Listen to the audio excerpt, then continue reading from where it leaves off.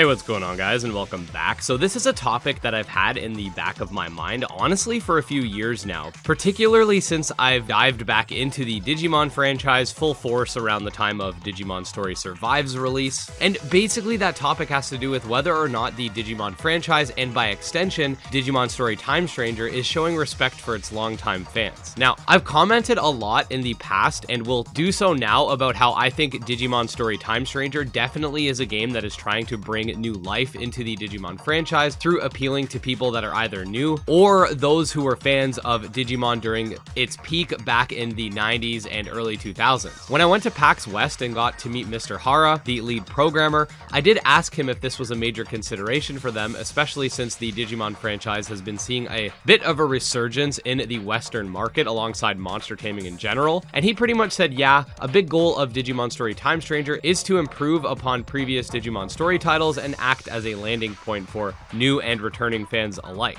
That being said, as someone who was a big fan of Digimon as a kid and then sort of fell off around Digimon Frontier and got back into it a couple decades later, I can definitely see the appeal for fans like myself. In the demo alone, you're able to obtain pretty much all of the main Digimon from the first two seasons of Adventure and Digimon Tamers. The Dawn and Dusk mascots are there. The starter options are very iconic, and even the personality system uses representations of 4 of the major crests within the anime. Now, I've interacted with a lot of veteran Digimon fans that have been around since the 90s and never fell off, and I've been lurking various subreddits, Discord servers, and other places pretty much since Last Evolution Kizuna was announced, even though I didn't get really obsessed with Digimon until a couple years later. Now, a sentiment I've seen come from longtime fans over the course of the last few years has had to do with nostalgia baiting, essentially. I saw complaints when Kizuna was announced that they're overusing the butterfly theme and are appealing to the OG Digimon Adventure crowd, almost like how Pokemon likes to appeal to its Gen 1ers, and I saw a lot more of these types of complaints regarding Digimon Adventure 2020 when that was announced as well.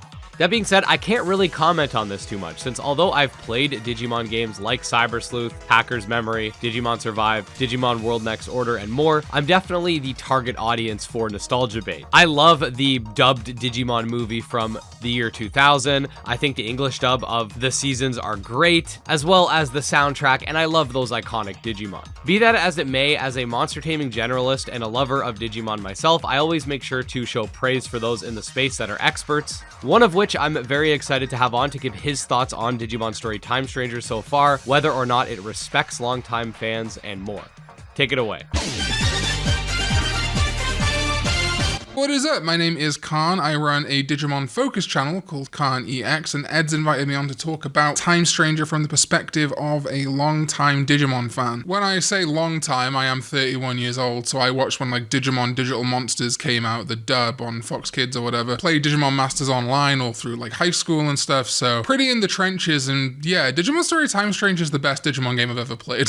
Sorry to get to the chase. The most obvious comparison point obviously is Digimon Story Cyber Sleuth and Hacker's Memory, and they are fun games. They're not my personal favorite Digimon games. Honestly, I prefer Digimon Survive for its narrative, and I know it's got problems, and even honestly find myself liking older titles like Digimon World Dawn and Dusk over Cyber Sleuth and Hacker's Memory. Don't get me wrong, they're really good games and were probably the best Digimon RPGs we ever got, but they're showing their age as Vita titles and just that era of RPGs. Digimon Story Time Stranger has improved, in my opinion, in basically every way. The English and Japanese voice acting for the characters, for the Digimon, the fact that you can choose which version you want, whether you want the Japanese dub or the English dub. The fact that I feel like the game respects your time so much more. One of the worst things about trying to replay or even play the Cyber Sleuth series, especially with things like mods and stuff like that, is that there is so much cutscene to sit through, which is great for a story game when you're experiencing it for the first time, but sometimes you want to get into the action, and not having the option to skip sucked, but Time Stranger has that. Almost every cutscene is either mashable through or skippable, which is great for replays. Again, I'm personally someone who actually likes the story of a story game, so I'm not going to skip it on my first run through, but for replays, it's great. The game also respects your time by not having conversion and digivolution, etc. be back at Mirai's lab. It's all in your menu, which is an absolute game changer. Makes the game so much more fun, so much more interesting. You get your scan rates up, like in that demo section in the government building. Having that ability to just battle, scan, digivolve, all in the same sort of infrastructure without having to trek back to a lab that sometimes the game wouldn't let you track back to is so satisfying. Story-wise, it's super compelling. And I think, obviously, we're going to see a lot more as the game comes out, but still just super compelling, and I think something I'm really interested in. And I always liked the story of Cyber Sleuth and Hacker's Memory too, but Time Stranger feels like it's iterating and trying to get better at that narrative, which things like Survive, Habu's Baby really proved. And Digimon Story Time Stranger, while Hara has inherited it, is also Habu's baby, and you can really tell that. Finally, I think the biggest thing that a lot of people are curious about, and that longtime Digimon fans want to know, is the Digimon selection. Unfortunately, this is something we can't talk about hypothetically anymore, as the roster was data mined from the demo. Hopefully there'll be some surprises still, and obviously we've got DLC to come. So I personally don't want to kind of disrespect anybody by spoiling the roster, or the devs by spoiling the roster, but I do want to say that everything we've seen like in official material in the demo, this is great. There does seem to be some missing Digimon from Cyber Sleuth and Hacker's Memory, which I'm not sure why they cut, but the new Digimon that are in there, things like Hyokomon, the Bearmon brothers, but specifically the one Bearmon, all of the Olympos 12, I mean, presumably, obviously, if we've got the Olympos 12 and Apollomon and Dianamon, we've got things like Grace Novamon. It does seem like they've really picked a lot of very popular Digimon. Not every popular Digimon, but still, I get it. I guess the only real sour note for me is the cutoff point, as it seems like the most recent anime representation is Digimon Adventure Last Evolution Kizuna, with the Agumon bond and the Gabumon bond. I understand that game development takes a long time, and this game has been at least in pre-production since like 2017, but I think I would like, hopefully at least through DLC, to see more modern Digimon introduced, as that's kind of the main problem with these games at this point, especially when the roster actually loses Digimon from generation to generation. But of course, the roster overall is bigger than Cyber Sleuth and Hacker's Memory by about 100. So overall, I am incredibly satisfied with what I've seen of Digimon Story Time Stranger so far. Incredibly excited to stream the game, share it with everybody. Of course, my like majorly Digimon audience, we're all very excited for it. And I think it is in some ways kind of interesting that we do have a DLC roadmap. Normally, I'm kind of super against DLC, especially being announced for single player games that you're paying full price for ahead of release. However, I feel like one of the best years for Digimon has been the year running up to Time Stranger coming out, not necessarily the release of Time Stranger. I feel like hype and anticipation is often more incredible for a fan base than the actual product.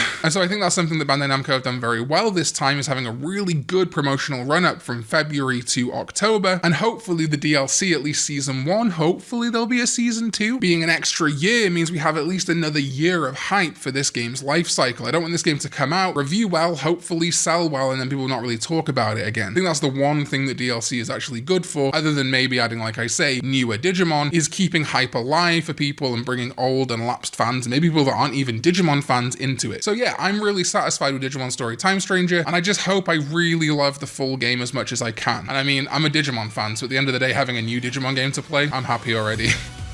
So yeah, a lot of sentiments that Karn brought up with regards to Digimon Story Time Stranger, I definitely agree with. The improvements made from Cyber Sleuth and Hacker's Memory cannot be understated, and while I'm no expert on over the 1,000 Digimon present within the franchise at this point, I too would like to see some of the Digimon that have been added to the roster make their way into Time Stranger, like Ukomon and Gekikomon, as I like to call it. Make sure to subscribe to Karn's channel if you are an avid fan of the Digimon franchise in its totality. I cover mostly video game related topics on this channel, though I wouldn't mind diving into some other monster taming media as well, going over some of the shows and whatnot. But if you want someone that covers every aspect of the franchise, from the V-Pets to the anime and everything else, this is definitely your guy. If you're looking for a ton of guides and general monster taming content, make sure to subscribe to my channel as well. I've been going nuts with these Digimon Story Time Stranger guides, and with full release coming, we're not stopping. Again, thanks so much to Karn for providing his thoughts, and special thanks to our supporters, especially Candy Morency, Tragsoft,